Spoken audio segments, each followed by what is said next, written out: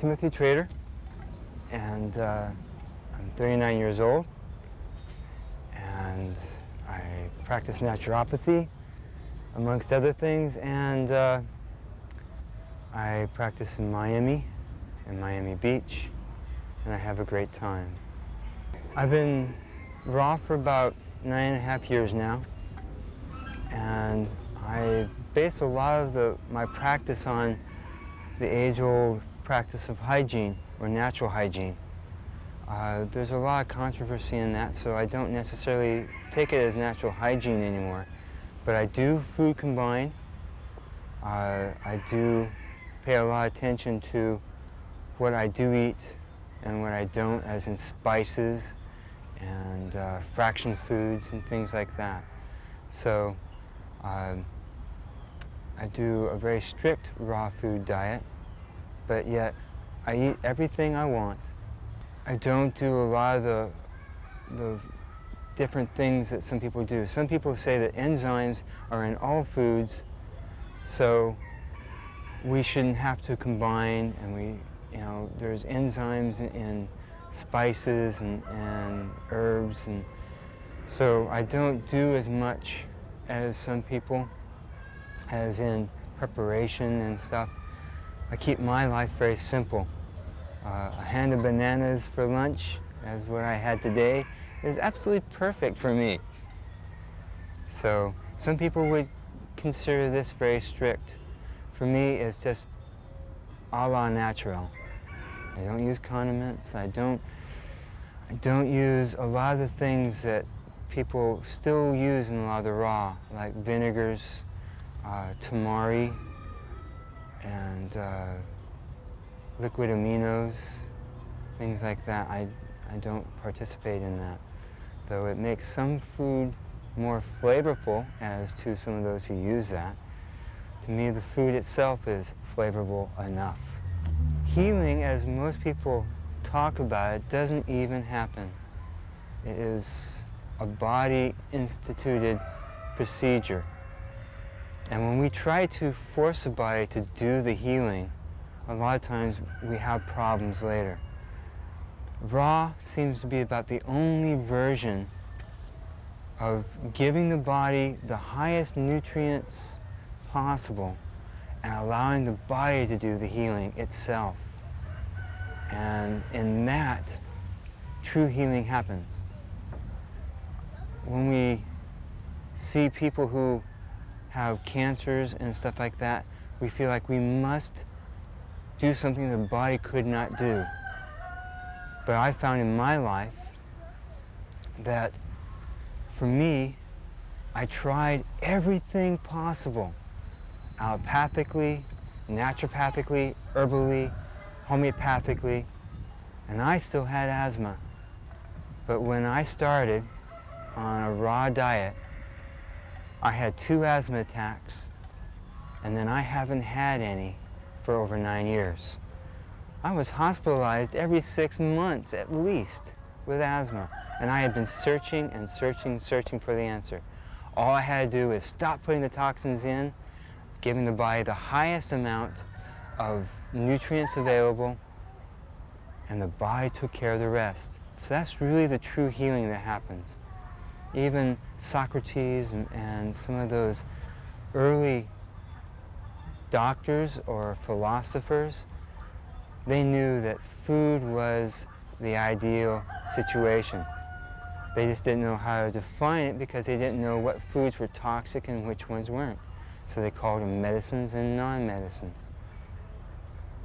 So when you use the phrase, let your food be your medicine and your medicine be your food, from Greece, they understood enough to say, there are certain things that are healing, keep eating them. Well, that was the raw fruits and vegetables. And when I looked for answers for me, all I ever found were more complications. And again. So I ended up striving for more and more information, and pretty soon I knew that I was in a university setting, and pretty soon I knew that I was going for something more than I expected, namely a medical degree, which I never even finished. I'm a med school dropout because it wasn't working for me.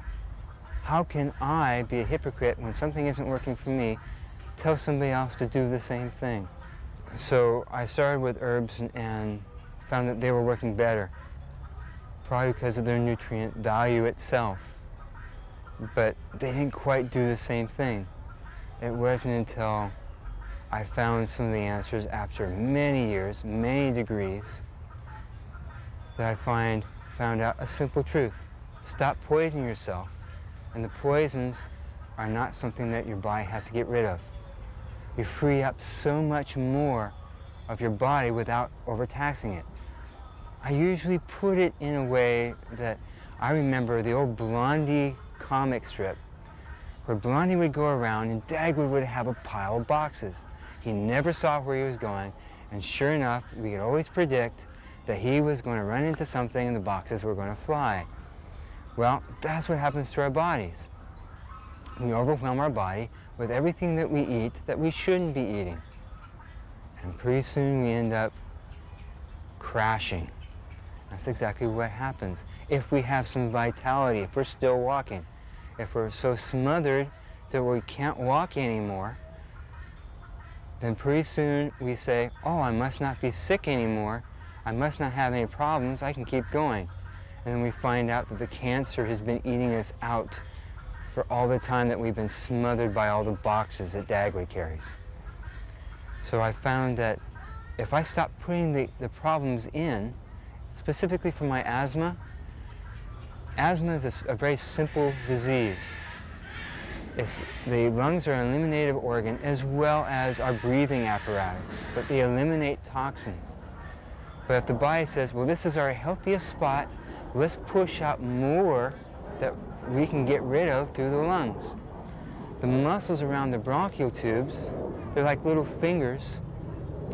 They can't handle the toxins going through. They start to spasm. And so the lungs just can't breathe because there's no inhale and outhale, inhalation and exhalation. So if you start to spasm, the biggest thing is to stop putting the toxins in at the very first point. But we also find that when we start doing this, that the lungs start eliminating. If we start drinking water, we start diluting the poisons, the body is able to handle it a little bit better. I found this out when I was a kid. I knew when I was in school and I had taken my medication for my asthma, I was still having an asthma attack, and I knew it wasn't working. I knew immediately to go get more water. Water seemed to help. Well, that's a very profound thing that we find out as adults. So the bottom line is prevent the disease before it happens. But that's not the only thing that goes great with what doing a raw regime does for you. When I was 16, I could not even run a mile, no matter if I was on medication or not. Now, if I so choose, I run on the beach as long as I want, and I can come back and I have a good time. I can even play sports with 16, 18-year-olds and wear them out. So I think I'm doing better than I was, and it's something for right now that works for me. So it's definitely what I'm doing is working. And if it's working for me, I am more apt to tell people about it. I am more comfortable with saying, yes, I know this works. Instead of being a doctor and saying, well, I got this antibiotic and it just may work for you, and then again it may not. The great thing about raw foods is it works for everybody. Everybody starts saying, oh, you know, if I do this, it works for me, but if I do that, it doesn't. Well, eventually, no matter who you are, this works. A lot of times we do different things for babies, and some things work and some things don't. usually is overwhelming the baby's initial vitality. But if you find that you do these things with babies all the time, it works. If somebody's willing to do this as an adult, it works all the time. It may not work in what we want it to. It may work in 6 months or a year, and it takes a lot of dedication. But this is the first thing that I've ever found. It works for everybody. Going into raw foods is hard for a lot of people. We have a different history, each and every one of us. And we've done different things during that history. Some of us are a little more toxic than others. Some of us have gone through a lot more pain than others. Some of us, that pain can be emotional or physical. And there have been other things going on in our system that may not have happened with somebody else. So we have some things that are in our life that are truly addictions that we don't even recognize.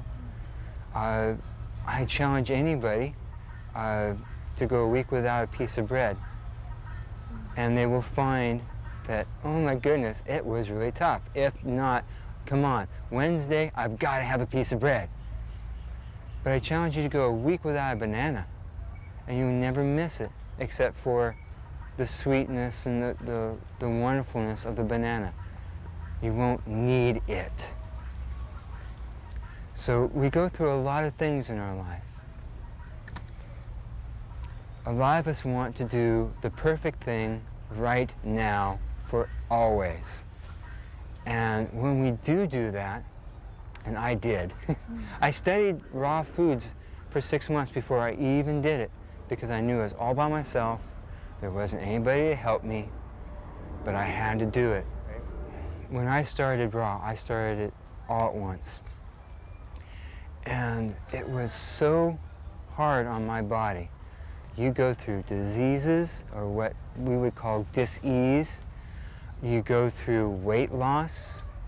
You go through a number of things that can be very hard. It was at my first practice, and all the people who knew me thought I had AIDS. It was the early 80s, lots of scare.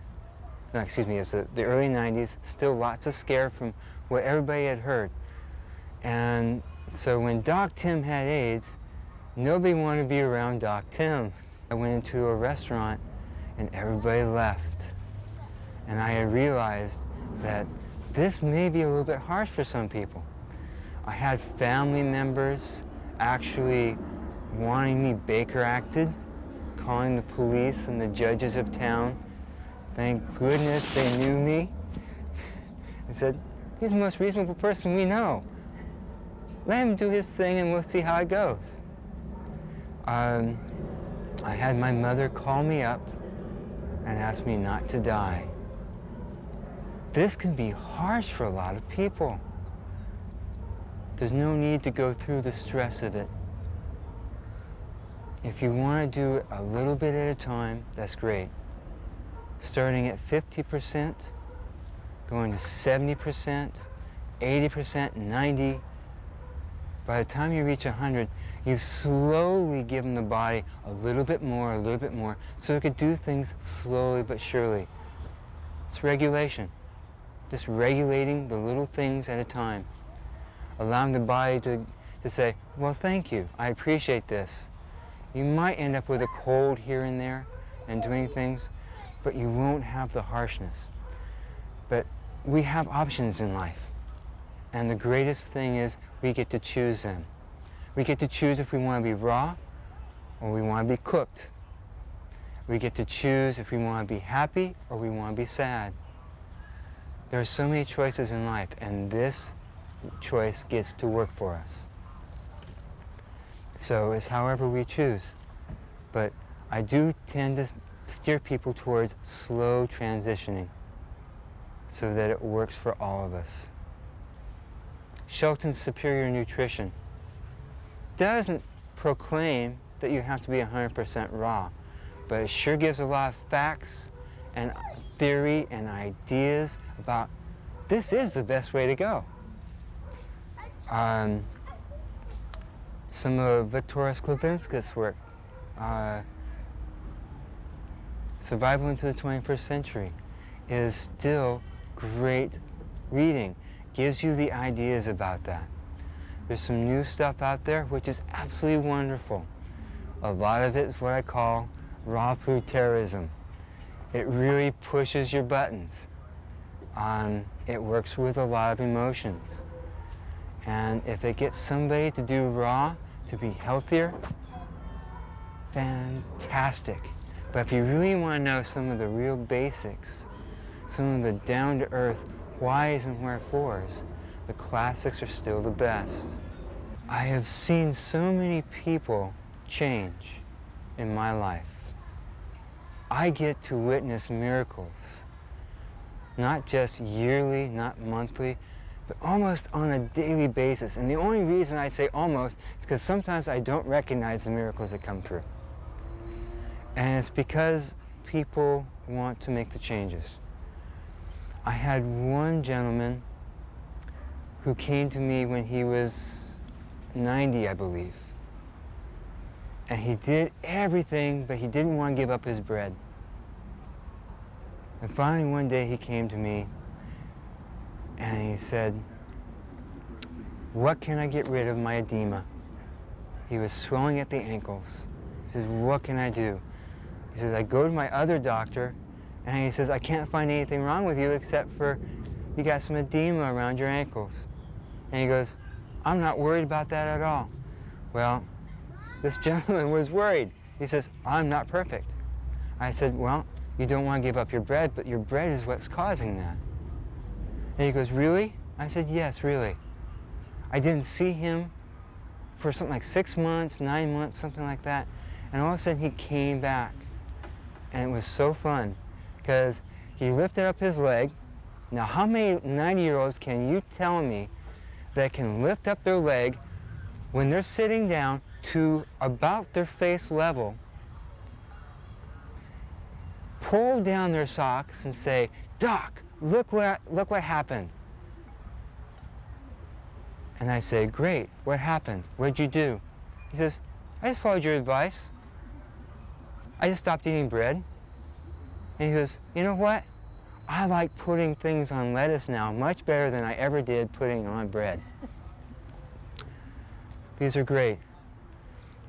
I've also seen young people turn their lives around too. But you know what? When we're young, we very rarely want to make changes. We want to do what everybody else is doing. We want to go to the pizza place. We want to go to the Quickie Mart. We want to do all the things that all the kids are doing, including mall time. But you know what? Bottom line is, these things are producing problems in our kids. I had an 18-year-old girl come to me, and she had had tumors previously and had surgery on her ovaries, ovarian cysts. She had come to me because they had reoccurred. The doctors wanted to do a biopsy, but they felt like this time they were cancerous. 18 years old and already having cancer. Well, this is one of my favorite little stories because we gave her no food for 3 days to really just water, air, and lots of rest. And then we fed her nothing but raw foods. She had another appointment in 21 days after she originally saw me to go to the doctor to have an ultrasound done to see what was going on. The doctors were amazed. They could not find anything at all. Young people have a tendency to change things so quickly because they're so vital. Sometimes when we're older, it does take 6 months or a year. But bottom line is, it works for everybody. I don't know if today, if we have more fad diets than we've ever had, but it sure seems like it. We have the high protein diets. We have blood type diets. We have so much. I'm not here to speak bad about them. I am here to speak about raw and living foods because I know they work. I know that the problems with the blood diet, the blood type diets, don't occur when you're eating all raw. So why limit yourself to something specifically for your blood type? I see people in my office weekly from high protein diets. I see problems, serious problems, because of these other things. And what do? We put them on a mostly raw diet and we turn things around. Understand that if I gave you 3,000 calories of Twinkies, you're going to gain weight. If I give you 3,000 calories of pasta, you're going to gain weight. If I give you 3,000 calories of vegetables and fruit, and you got to realize that most vegetables don't have much calorie content, and once they're digested, it's balanced out to 0 calorie content. So really and truly what we're talking about is 3,000 calories of fruit every day. You're going to lose weight on that. It's because the body sees that the calories are pure and good and non-toxic, and they turn those things into good things into your body. And you can eat your fill with raw and actually normalize a weight right where you should be. I don't look at somebody with how many inches do you have around your waist, how much weight do you have on the scale, but I measure where they should be by the vitality that they show. How much energy do they have? Are they so much better in energy? If they gain a little bit of weight, they start becoming a little bit sluggish. If they lose a little bit of weight, they start to want to be in bed. That means that right about the proper spot, things are just right when you have abundant energy. You're not awake all at night and you're getting plenty of sleep, you have plenty of activity in your life, and you want to have these things in abundance. But the energy is the key to being right where you want to be. And for me, I fluctuate a little bit, up and down as to my regime in life. If I get a little too busy or lay around a couple extra days, things fluctuate, but for the most part, I always have the energy. Where do you get your protein? Protein is not an issue. It's a dead issue as far as I'm concerned. Protein is in every food. When you find raw foods, they're usually in the source of amino acids, the building blocks of protein. When we eat proteins, we have to break them down to amino acids. So essentially, they're pre-digested. They're easy to utilize in our body. Most fruits have all 8 essential amino acids. I'm sorry, but beef cannot say that. They cannot say that in the muscle of cows. If we took and used our principles to life the way that the body uses principles to run itself, we would have no problems. We would never run out of food. We would have foresight. We would know what's coming up. We would be able to predict so much more in life. We have the best tool inside, in more ways than one. But the bottom line is, to most of this, is that proteins or amino acids, if we gather so many proteins in our breakfast and so many in our lunch, so many in our dinner, and we do this all week, we may not use the amino acid that we had on breakfast on Monday by Sunday. We would have stored it and we may never have needed it. But when we need it, it's there. but the combining of foods for vegetarians is poppycock. I love that word. Everything is there because some industry wants us to believe that we can't do without them. But really and truly, we did without them for millions of years. Such as we've done without yogurt in our life. We've done without dairy. We've only recently, in a very short part of our history, ever used any of these things. Our short history of cooking things. The greatest thing that got us here are raw foods. We've done raw foods longer by hundreds of times than what we have now. And we're all basing it on what we as a society do now. And really and truly, right now, we all have the Aunt Ednas or Uncle Franks who are living to 100, who are taking a swig of whiskey and smoking a cigar or something like that. And they say, look, they don't have a healthy life. Why are they living that long?